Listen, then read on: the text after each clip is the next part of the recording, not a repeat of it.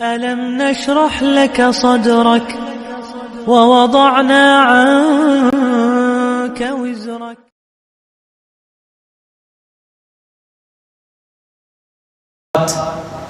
اللہ تبارک و تعالیٰ کے لیے لائق و زیبا ہے۔ الہ العالمین کی انگن لا تعداد بے شمار درود و سلام امام الانبیاء، امام اعظم، قائد اعظم، مرشد اعظم، رسول کریم رؤوف الرحیم، آمنہ کے لال در یتیم جناب محمد الرسول اللہ صلی اللہ علیہ وسلم کی ذات گرامی پر انتہائی واجب الاحترام سامعین کرام، قرآن کریم فرقان حمید کے 30ویں پارے کی ایک سورہ القدر آج کے درس کے لیے آپ حضرات کے سامنے تلاوت کی گئی ہے۔ میں انتہائی اختصار کے ساتھ، کیونکہ آخری عشرے کی آمد ہے، 17ویں روزے کا آغاز ہو چکا ہے، دو باتیں آخری عشرے کی مناسبت سے آپ حضرات کے گوش و گزار کرنا چاہوں گا۔ آخری عشرہ رمضان الکریم کا یہ بڑی ہی محنت کا متحمل ہے۔ ویسے تو پورا رمضان، اس کی ایک ایک لمحہ، ایک ایک گھڑی ہماری زندگی میں اتنی قیمتی ہونی چاہیے کہ ہم اس کو ہر ایک چیز پر ترجیح دیں، لیکن آخری عشرہ جناب رسول اللہ صلی اللہ علیہ وسلم آخری عشرہ جب آتا تو آپ اپنا تہبند کس لیا کرتے تھے، اور آخری عشرے میں اللہ کے نبی صلی اللہ علیہ وسلم مسجد میں اعتکاف کیا کرتے تھے۔ اعتکاف جو ہے وہ مرد اور عورت کا مسجد میں ہے، گھر میں اعتکاف کے حوالے سے ایک بھی صحیح روایت نہیں ملتی۔ صحیح بخاری کی روایت ہے، اما عائشہ صدیقہ طاہرہ مطہرہ رضی اللہ تعالی عنہا فرماتی ہیں کہ اللہ کے نبی صلی اللہ علیہ وآلہ وسلم رمضان کے آخری عشرے میں مسجد میں اعتکاف فرمایا کرتے تھے۔ آپ کے بعد جب آپ اس دنیا سے چلے گئے تو آپ کی ازواج مطہرات وہ مسجد میں اعتکاف کیا کرتے، تو اعتکاف مسجد میں۔ اور یہ اللہ کے نبی صلی اللہ علیہ وسلم کا اس پہ عمل اتنا تھا کہ ایک مرتبہ رمضان میں آپ کسی سفر میں تھے، تو سفر میں ہونے کی وجہ سے آپ رمضان میں اعتکاف نہ بیٹھ سکے، تو آپ نے شوال کے مہینے کے اندر آخر میں قضاء کے طور پر آپ اعتکاف بیٹھے، اور اتنی محبوب آپ کا یہ عمل تھا کہ جس سال آپ نے اس دنیا سے جانا تھا اس سال رمضان میں آپ نے 10 دن کے بجائے 20 دن کا اعتکاف کیا۔ تو اعتکاف یہ آخری عشرے کا وہ عمل ہے جو اللہ کے نبی صلی اللہ علیہ وسلم سے ثابت بھی ہے، اور آپ نے اس کا اہتمام بھی کیا۔ معتکف کے لیے کچھ باتیں میں آج کے درس کی مناسبت سے ضروری سمجھتا ہوں کہ یاد دہانی کے طور پر، کہ یہ اتنا اہم عمل ہے اور یہ انفرادی عبادت ہے، اجتماعی نہیں ہے۔ ہمارے ہاں یہ بہت بڑا ایک ایسا عمل شروع ہو چکا ہے کہ طاق راتوں میں جلسے جو نہ ہم منعقد کر لیتے، حالانکہ طاق راتوں کے اندر بھی انفرادی عبادت ہونی چاہیے، اجتماعی نہیں۔ اور اعتکاف میں بیٹھنے والا آدمی یہ انفرادی عبادت کے لیے بیٹھا ہے۔ ہم جلسہ رکھ لیتے ہیں، علماء کی تقاریر رکھ لیتے ہیں، اب وہ بیچارہ جو سارا کچھ چھوڑ کے مسجد میں جس مقصد کے لیے آیا ہے وہ اس کا فوت ہو جاتا ہے۔ تو یہ جلسے وغیرہ طاق راتوں میں نہیں ہونے چاہیے، طاق راتوں میں انفرادی عبادت پہ زور ہونا چاہیے۔ اور معتکف کے لیے حکم بھی یہی ہے کہ وہ اپنے اس اعتکاف میں، اس خیمے میں تلاوت کرے، اذکار کرے، اور مسجد کے اندر جب اس نے اپنے آپ کو وہ لے کے آیا ہے تو خصوصی طور پر اشراق کا اہتمام کرے، چاشت کا اہتمام کرے، اور اسی طرح سے کثرت سے نوافل پڑھے تاکہ اس کی آئندہ زندگی کے اندر یہ عادت بن جائے۔ تو عمومی طور پر یہ دیکھنے میں آیا ہے کہ اعتکاف میں بیٹھنے والے ان باتوں کا اہتمام نہیں کرتے اور دنیاوی گفتگو وغیرہ یہ، اور خاص طور پر موبائل. میں تو اپنی مسجد میں اعتکاف والوں کے ساتھ یہ شرط ہے کہ جو بھی اعتکاف میں بیٹھے گا وہ مرد ہے یا عورت ہے، اس کو موبائل لانے کی اجازت نہیں. آپ کو اگر کوئی ضرورت بھی ہے، گھر پہ کال کرنی ہے، ہمارے موبائل سے آپ بات کریں، اپنا موبائل آپ اعتکاف میں نہیں لائیں. آپ اتنا بڑا عمل کرنے کے لیے آ رہے ہیں، سب کچھ چھوڑ کے آ رہے ہیں، اور یہ موبائل جو ہے آپ کے اس عمل کو انتہائی جو ہے نا بوزیدہ کر دیتا ہے. تو کوشش کریں کہ موبائل کا استعمال نہ ہو، آپ قرآن کی تلاوت کریں. تو یہ تو اعتکاف کے حوالے سے کچھ باتیں تھیں. اسی طرح سے دنیاوی امور پر ہم بڑے سیاستدان بن جاتے ہیں، مسجدوں میں آ کر سیاسی باتیں گفتگو یہ نہیں ہونی چاہیے، عام طور پہ بھی نہیں ہونی چاہیے. اور معتکف کے لیے تو ویسے بھی ضروری یہ ہے کہ وہ دنیاوی معاملات سے اپنے آپ کو کٹ آف کر لیں.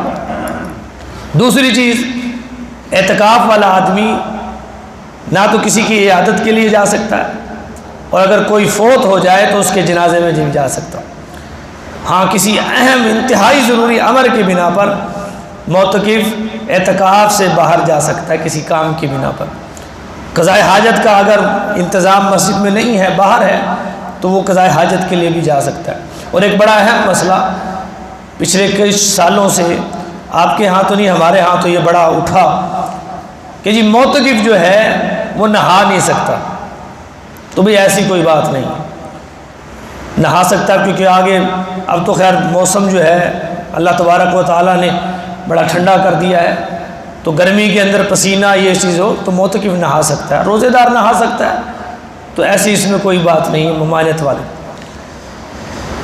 میں نے جو سورہ پڑھی ہے سورہ القدر، اس کا ایک نام تو اللہ نے لیلۃ القدر بیان کیا ہے، اور ایک نام اس کا سورہ دخان کے اندر لیلۃ المبارکہ، بابرکت رات. میں لیلۃ القدر پہ بات کرنے سے پہلے ہمارے معاشرے کے اندر بہت سی بدعات رواج پا چکی ہیں. ابھی شعبان کے اندر شب برات لوگ مناتے ہیں اور بڑا اہتمام ہوتا ہے. شب برات، اب اس کا نام اگر آپ دیکھیں تو کتب حدیث کے اندر یہ نام آپ کو نہیں ملے گا. یہ نام فارسی کا ہے، شب فارسی میں رات کو کہتے ہیں، اور برات یہ عربی کا ہے. برات کا معنی ہے، یہ قرآن کریم ہے، اس میں کتنی صورتیں ہیں؟ 114 صورتیں.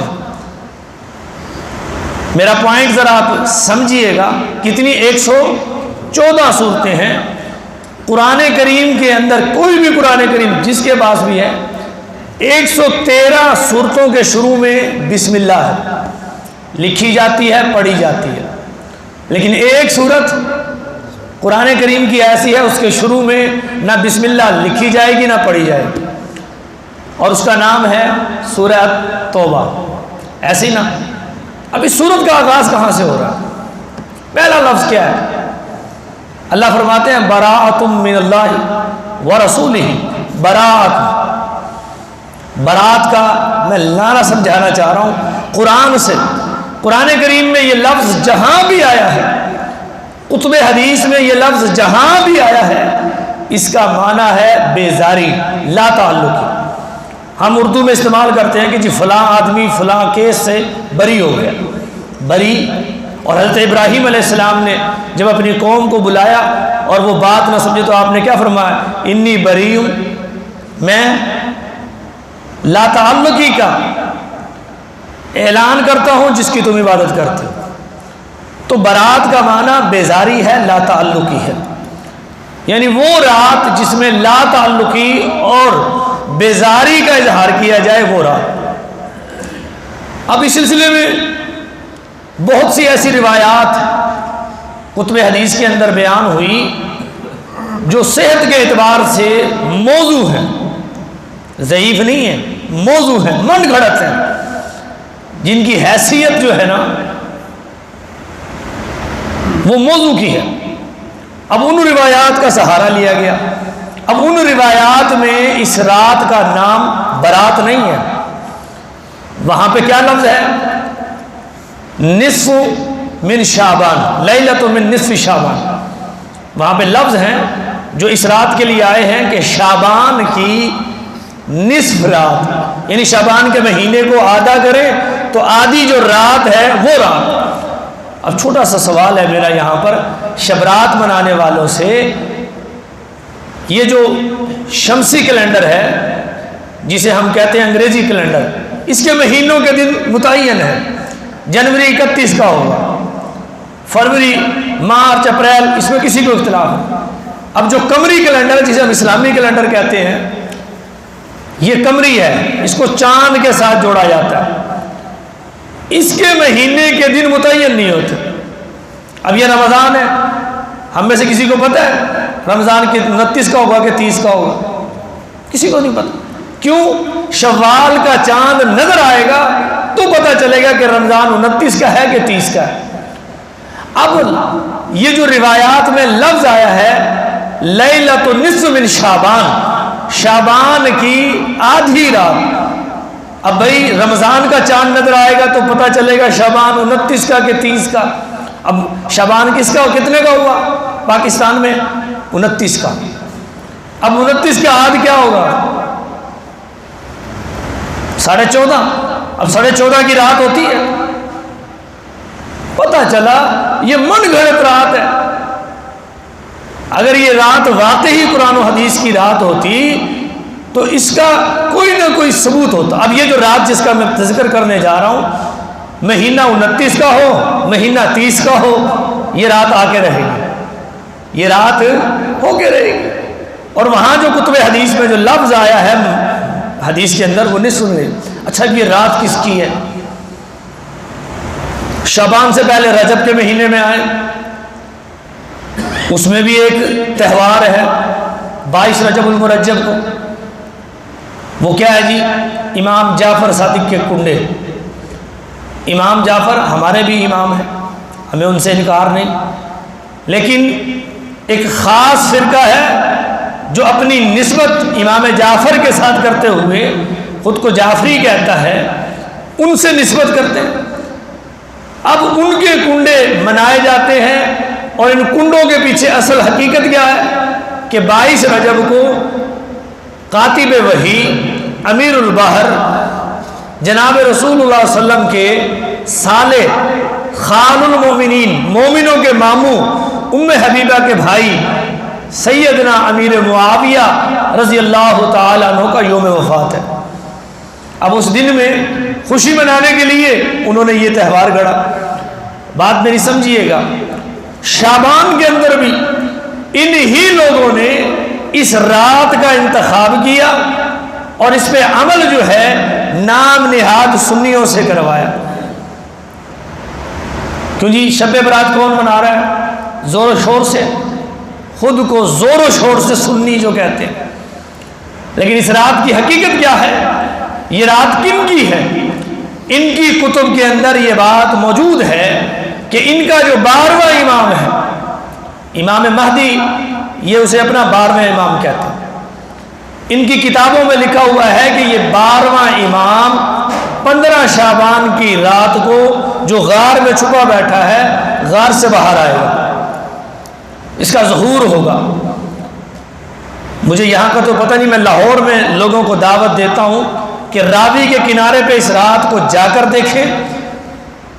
پولیس کی ایک بہت بڑی نفری راوی پہ لگی ہوتی ہے، کناتیں لگائی جاتی ہیں، اور وہاں پر بہت بڑا ایک بینر لگا ہوتا ہے۔ ہمارے اخباروں کے اندر یہ اشتہار چھپتا ہے، جشن ظہور امام زمان امام مہدی علیہ السلام، یہ اعلان لگا ہوتا ہے، اور وہاں پر راوی کے کنارے ایک بہت بڑا بینر لگا ہوتا ہے جس میں لکھا ہوتا ہے یہ رات ان کی ہے۔ اچھا اب یہ اس رات کو کرتے کیا ہیں؟ یہ دریاؤں پہ جاتے ہیں، جھیلوں پہ جاتے ہیں، نہروں پہ جاتے ہیں، ندیوں پہ جاتے ہیں۔ اب یہ امام کے نام چٹھی لکھتے ہیں۔ کیا لکھتے ہیں؟ چٹھی لکھتے ہیں۔ اب اس چٹھی میں کیا لکھتے ہیں؟ برات کا معنی سمجھا رہا ہوں۔ اب اس میں چٹھی لکھتے ہیں کہ اے امام زمان، اے امام پوشیدہ، ہم ابو بکر سے لے کے اب تک یہ جتنے بھی سنی ہیں ان سے ہم بیزار ہو چکے ہیں، ان سے ہم بیزار ہو چکے ہیں، اب آپ باہر آ جائیں، ہماری ان سے جان چھڑائیں۔ یہ چٹھی لکھتے ہیں اور دریاؤں میں، سمندروں میں، ندیوں میں امام کے نام بہاتے ہیں۔ یہ عمل باقاعدہ طور پر ہوتا ہے۔ اب ان کی کتابوں میں یہ بھی لکھا ہوا ہے کہ یہ جو ہمارا 12واں امام ہے، غار سے جب باہر آئے گا، جب اس کا ظہور ہوگا، یہ نعوذ باللہ ثم نعوذ باللہ، یہ میں صرف سمجھانے کے لیے بتا رہا ہوں، ورنہ یہ اتنی سخت کلمات ہیں میں کہنے کی بھی ہمت نہیں کر رہا۔ یہ کہتے ہیں ہمارا امام آ کے نا روضہ رسول سے، شیخین کی قبروں سے شیخین کو نکالیں گے، حضرت ابوبکر صدیق اور حضرت عمر فاروق کو ان کی قبروں سے نکال کر سولی پہ لٹکائیں گے، نعوذ باللہ۔ تو یہ رات کن کی ہے؟ شب برات۔ اچھا، اب سورہ دخان کی جو آیت ہے جس میں اللہ نے فرمایا انا انزلناہ فی لیلۃ مبارکہ، میں تھوڑا سا ایک علمی نکتہ بھی آپ کے سامنے رکھتا ہوں۔ قرآن کریم آپ کے پاس ہے، گھر میں جائیے، ہر سورت کے شروع میں یہ لکھا ہوا ہے کہ یہ مدنی ہے کہ مکی ہے، کیونکہ قرآن نزول کے اعتبار سے دو جگہ ہیں، یا مکہ میں نازل ہوا ہے یا مدینہ میں۔ جو مکہ میں نازل ہوا وہ مکی، اور جو مدینہ میں نازل ہوا وہ مدنی۔ اب قرآن جا کر دیکھ لیجئے سورہ دخان مکی صورت ہے کہ مدنی، وہاں آپ کو لکھا ہوگا مکیہ، یہ مکی صورت ہے۔ اور مفسرین کا اس پہ اتفاق ہے کہ یہ جو صورت جب نازل ہوئی یہ مکے میں نازل ہوئی، اور جو لوگ حجاز مقدسہ گئے ہیں، مکہ مدینہ گئے ہیں، اور شب برات کے حوالے سے جن روایات کا سہارا لیا جاتا ہے کہ اللہ کے نبی رات کو جو ہے نا بقی گئے، مدینہ کا قبرستان ہے بقی، آپ وہاں پر گئے، اور مکے میں جو قبرستان ہے وہ مالا ہے۔ اب سورت یہ مکے کے اندر نازل ہو رہی ہے، آپ بقی مدینہ کے قبرستان میں جا رہے ہیں، یعنی آپ کا عمل جو ہے وہ اس سورت کے اندر جو احکام آ رہے ہیں اس سے مطابقت ہی نہیں کر رہا۔ تو لہٰذا ہر ایک چیز من گھڑت ہے جس کی کوئی اصل نہیں۔ اب آئیے لیلۃ القدر کیا ہے؟ اصل میں اس کا ذکر اللہ نے سورہ دخان میں کیا، وہاں لیلۃ مبارکہ کہا، تو قرآن بعض جگہ پر کسی چیز کو واضح بیان نہیں کرتا، آگے چل کے کسی دوسرے مقام پر اس کو واضح طور پر بیان کرتا ہے۔ اللہ تبارک و تعالیٰ نے سورہ القدر کے اندر اس رات کی وضاحت کی۔ اللہ فرماتے ہیں انا انزلناہ فی لیلۃ القدر، فی لیلۃ القدر، ہم نے اس قرآن کو لیلۃ القدر میں نازل کیا۔ اور پھر اللہ فرماتے ہیں وما ادراک ما لیلۃ القدر، اے محبوب آپ بھی نہیں جانتے کہ لیلۃ القدر کیا ہے، یہ کتنی عظیم رات ہے۔ پھر اللہ فرماتے ہیں لیلۃ القدر خیر من الف شہر، یہ رات جو ہے 1000 مہینے سے بہتر ہے، برابر نہیں ہے۔ اور 1000 مہینے کو کاؤنٹ کیا جائے تو یہ تقریباً 82 سے 83 سال بنتے ہیں، یعنی گویا کہ جس نے اس ایک رات کے اندر عبادت کر لی، اس رات کو پا لیا، گویا کہ اس نے 82 یا 83 سال عبادت کرنے سے بہتر عمل کر لیا۔ تو یہ اتنی عظمت والی رات ہے۔ اللہ کے نبی صلی اللہ علیہ وسلم نے اس رات کے حوالے سے، ہمارے ہاں یہ بھی ایک مسئلہ ہے کہ لیلۃ القدر ہم نے فکس کر لیا کہ لیلۃ القدر جو ہے نا وہ 27ویں رات ہے۔ کچھ روایات کے اندر یہ آیا، حافظ ابن حجر رحمہ اللہ شارح بخاری جو ہے فتح الباری کے اندر لیلۃ القدر کے نام کے حوالے سے 40 اقوال ذکر کرتے ہیں۔ 40 اقوال ہیں کہ لیلۃ القدر کون سی ہے، لیکن صحیح جو بات ہے وہ بخاری مسلم کی روایات کو سامنے رکھ کر صحیح روایات کو سامنے رکھا جائے تو اس میں کوئی متعین نہیں ہے کہ کون سی رات ہے، بلکہ اللہ کے نبی صلی اللہ علیہ وسلم نے فرمایا اس کو آخری تاک راتوں کے اندر تلاش کرو۔ آپ خود بھی تلاش کیا کرتے تھے، آپ خود بھی شب بیداری کیا کرتے تھے، اپنے گھر والوں کو بھی۔ وَأَيْقَظَ أَهْلَهُ، اللہ کے نبی اپنے گھر والوں کو اٹھایا کرتے تھے کہ اٹھو۔ اور اما عائشہ صدیقہ طاہرہ مطہرہ رضی اللہ تعالی عنہ، آج ان کا یوم وفات ہے، 17 رمضان المبارک، جہاں غزوہ بدر ہے وہیں پر اما عائشہ صدیقہ طاہرہ مطہرہ رضی اللہ تعالیٰ عنہ کا یوم وفات بھی ہے 17 رمضان المبارک۔ وہیں پر 17 رمضان المبارک جو ہے شیر خدا سیدنا علی المرتضیٰ رضی اللہ تعالیٰ کا یوم شہادت بھی ہے۔ حضرت علی کا یوم شہادت 17 رمضان المبارک ہے، لیکن 17 کو اگر یہ منائیں تو اما عائشہ کا یوم وفات بھی منانا پڑے گا۔ تو یہ بغض عائشہ نے انہیں اس بات پر مجبور کیا کہ 17 سے 21 کو لے جاؤ، تحریف تو ان کے یہاں موجود ہے، تو انہوں نے 21 رکھ لی۔ باہر کیا اما عائشہ فرماتی ہیں کہ اللہ کے نبی صلی اللہ علیہ وسلم سے میں نے عرض کی کہ اللہ کے نبی اگر یہ رات مجھے مل جائے تو پھر میں اس رات میں اللہ سے کیا مانگوں، یہ اتنی عظمت والی رات ہے، میں کیا کروں؟ تو اللہ کے نبی سے اما عائشہ نے یہ سوال اس لیے کیا کہ اس رات کو کیا دعا کی جائے؟ تو اللہ کے نبی نے فرمایا عائشہ اس رات کو تم نے اللہ سے یہ دعا کرنی ہے، اللہم انک کریم تحب العفو فاعف عنی، اللہ تو عفو درگزر کو معاف کرنے کو پسند کرتا ہے، تو کریم ہے اللہ، جب تو معاف کرنے کو پسند کرتا ہے تو اللہ میرے ساتھ بھی معافی کا معاملہ فرما۔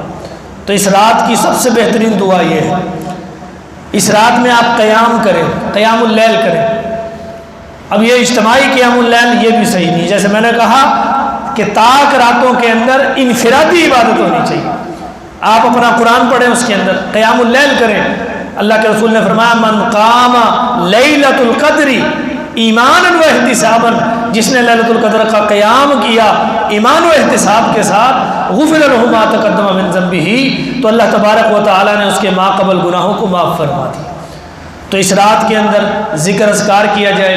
اچھا ہمارے ہاں لیلۃ القدر کی نشانیاں ہیں جی، ہمیں نشانیاں ہیں، لیکن جو ہمارے ہاں عام ہیں وہ نشانیاں نہیں ہیں۔ سب سے بڑی نشانی کیا بتائی جاتی ہے جی؟ اس رات کو کتے نہیں بھونکتے۔ بھئی بیچارے کتوں کا کیا ضرور کہ ان کے منہ بند کر دیجئے، کتوں کے منہ تو بند کرا رہے ہو، اپنے منہ بند نہیں کراتے۔ اس رات کو بھی ہم پتہ نہیں کیا کچھ بولتے، نہیں بھی ایسی کوئی بات کتب حدیث کے اندر اللہ کے نبی سے مروی نہیں ہے کہ کتے نہیں بھونکتے، گدھے نہیں بولتے، اور جو ہے نا پتہ نہیں درخت جو ہیں وہ سجدے میں چلے جاتے ہیں، ہر طرف روشنی ہو جاتی ہے۔ یہ ساری من گھڑت باتیں ہیں۔ لیلۃ القدر کے حوالے سے اللہ کے رسول صلی اللہ علیہ وسلم نے فرمایا کہ اس کا جو سورج ہے جب یہ طلوع ہوتا ہے، اللہ کے نبی صلی اللہ علیہ وسلم نے فرمایا وہ تشت کی طرح ہوتا ہے، تھالی کی طرح ہوتا ہے، اور اس کی شعاعیں جو ہے نا، شعاؤں میں کرنیں جو ہے نا وہ نہیں ہوتی۔ جس طرح عام طور پر سورج جب نکلتا ہے تو اس کی کرنیں ہوتی ہیں اور اس کی شعاعیں بڑی تیز ہوتی ہیں، لیکن اس کی شعاعیں بالکل ہلکی ہوتی ہیں جب اس کا سورج نکلتا ہے۔ اور اللہ کے نبی نے فرمایا اس کی رات کو اندر جو ہے سکونت ہے، اور یہ رات بڑی معتدل ہوتی ہے، نہ گرم ہوتی ہے نہ ٹھنڈی ہوتی ہے، معتدل درمیانی رات ہوتی ہے۔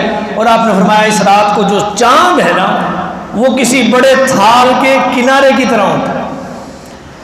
اور ایک نشانی اللہ کے نبی نے یہ فرمایا کہ کبھی کبھی اس میں بارش بھی ہو جاتی ہے، بلکہ جس روایت کو لے کر ہمارے بھائی کہتے ہیں 27ویں رات ہے، تو اس رات کو بارش ہوئی، اللہ کے نبی سجدے میں گرے، تو وہ کچی مسجد ہوتی تھی، ہمارے دور کی مسجد تو نہیں تھی، تو اللہ کے نبی نے سجدہ کیا تو وہ مٹی آپ کی پیشانی پہ لگی ہوئی تھی۔ تو بارش کا ہونا بھی یہ ایک علامت ہے۔ تو یہ علامتیں ہیں، تو یہ اس رات کے حوالے سے جو من گھڑت باتیں ہیں وہ نہیں ہیں۔ تو سکون ہوتا ہے، اطمینان ہوتا ہے، عبادت کرنے والے کو ایک راحت نصیب ہوتی ہے، اور ایک لمحہ ایسا ہوتا ہے کہ اس کے اوپر سکینہ طاری ہوتی ہے، اور وہ دنیا و ما فیہا سے وہ ہو جاتا ہے۔ بعض روایات میں یہ بھی آتا ہے کہ جبریل امین جو ہیں ملائکہ کی ایک جماعت کے ساتھ اس رات میں اترتے ہیں، اللہ کے احکامات لے کر اترتے ہیں اور عبادت کرنے والوں کی مجلس میں جاتے ہیں۔ تو یہ اس رات کے حوالے سے ہے، تو ہمیں اس کا اہتمام کرنا چاہیے۔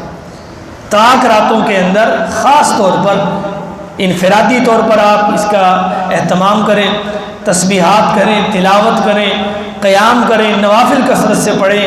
یہ لیلۃ القدر کی رات میں کرنے والے عمل ہیں۔ اللہ تبارک و تعالیٰ سے دعا ہے کہ اللہ تبارک و تعالیٰ جو کچھ بھی میں نے بیان کیا ہے اللہ ہمیں اس پر عمل پیرا ہونے کی توفیق عطا فرمائے۔ وما علینا الا البلاغ المبین۔